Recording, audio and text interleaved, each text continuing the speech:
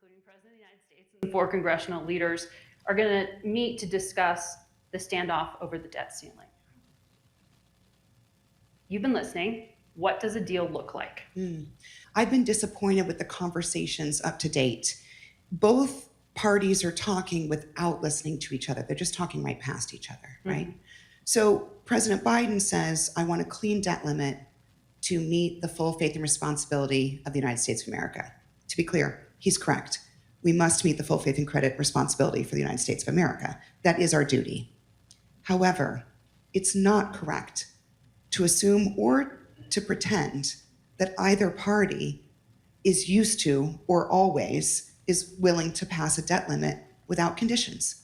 Both parties have played this game for years. And so we're in a situation where one party is saying they will not negotiate at all with the other party. I think that's a very dangerous place to be because one, it's not realistic.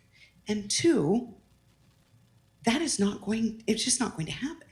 So Kevin McCarthy, as we all saw, took him a long time to become speaker, barely squeaked by with the votes, had to make a lot of concessions to get the job. And he has a very, very, very narrow road to walk. So he has to thread a needle where he can get the votes he needs to pass a debt limit increase and continue to be speaker.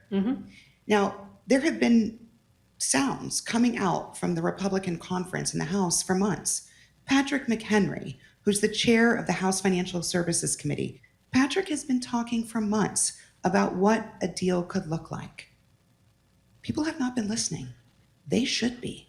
I think folks should actually say, let's hear these options. The reality is the bill that Kevin and his colleagues passed through the House is not going to be the solution. Right. The votes do not exist in the United States Senate to pass that. But what the president is offering is not a realistic solution either. There's not going to be just a simple clean debt limit. The votes don't exist for that. So the sooner these two guys get in the room and listen to what the other one needs, the more likely they are to solve this challenge and protect the full faith and credit of the United States of America. We're in really shaky ground right now. And now we have June 1st as the X date, according to That's the right. Treasury Secretary. That's right. So do you think that gives enough time for a broad agreement?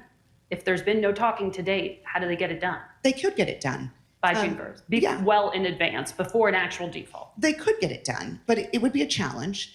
I think what it would require is both Speaker McCarthy and the president and their respective party machines to kind of drop the facade, like where they're at right now, and just sit down and talk about brass tacks. What does Kevin need in order to deliver the votes? And what does the president need in order to feel comfortable with the full faith and credit of the United States of America? Get to that point and then figure out a way to give each man what he needs. Are you weighing in on this at all? I have conversations with my colleagues every day. That sounds like a yes. Well, back in 2011, it was a senator who helped deliver, coming back from the brink. The last time there was the risk of default when Leader McConnell jumped in. Right now, it doesn't look like he's jumping in. I don't think he can. Why? Well, I don't think that a solution that was negotiated by Senator McConnell would carry the kind of weight that is needed with House Republican members. So I think Senator McConnell knows that.